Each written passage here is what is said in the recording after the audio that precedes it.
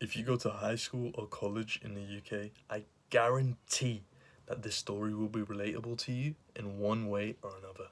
How often is it, right, that at break time, lunchtime, whenever you go to the toilet, you go in there and what do you see? 5, 6, 7, 8, 9, 10 VPNs standing in there, circle formation, just blowing vape into each other's faces, thinking they're the mafia or something. How often is it that you see that?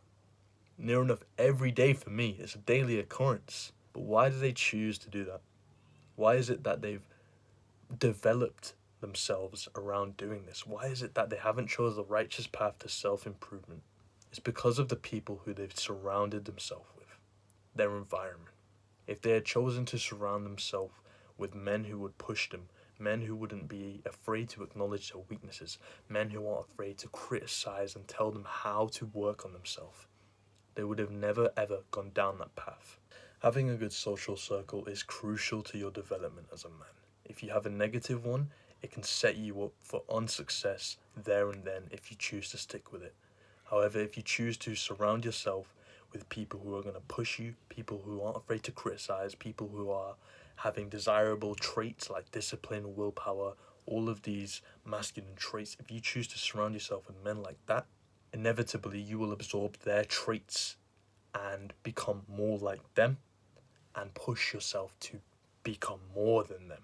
If you want to be great, you have to be around greatness. But the issue I think most men have is the fact that they struggle to reject their current social circle, which is usually degenerate. For example, you may have friends who you used to play video games with. For example, Xbox, PlayStation friends, and you want to go on self-improvement, but you struggle to disassociate with them because you've been friends with them for so long.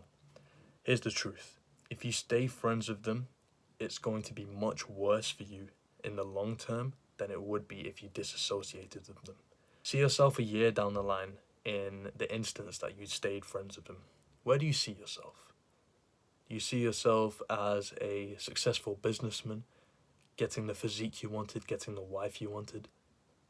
Or do you see yourself doing the same habits, playing video games until dark hours, eating junk food, doing all these degenerate acts?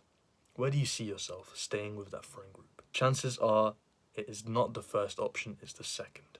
Thinking long term will make things easier for you to disassociate with your degenerate friend group. Pretty sure Hamza mentioned this in one of his videos, but I'm going to reiterate the point because I find it to be very powerful and I want to spread it even further.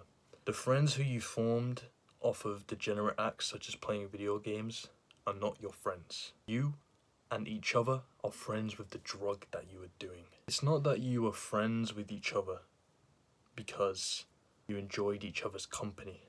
It's that you were friends with the drug. You were friends with video games. You were friends with the degenerate acts which you were all doing. I guarantee if that the video games were out of the equation, you would not even associate with the people that you played with. Sometimes you may even see your degenerate friends getting things which you may want. For example, VPNs getting a girlfriend, VPNs, getting physiques even from eating junk food, and they still have visible abs and, good lean muscle. But remember, this is all short-term stuff for them. They haven't fully understood the repercussions yet. The repercussions haven't come to them yet. They're not thinking long-term, you are. Think long-term in these scenarios. If you think about where you see yourself 1 year down the line and where you see them 1 year down the line, this will not be an issue for you anymore because you will be 100 times more successful than them in just a year's time. Remember that.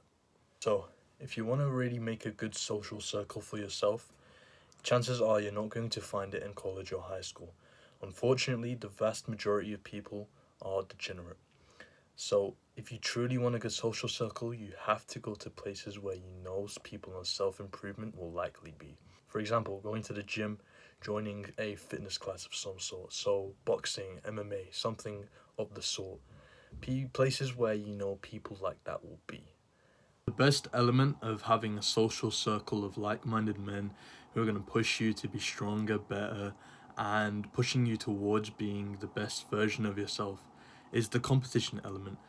Being around people who are most of the time doing better than you, how much that pushes you to want to do more than them. And when you do become more than them, they're going to start pushing themselves even harder to become more than you.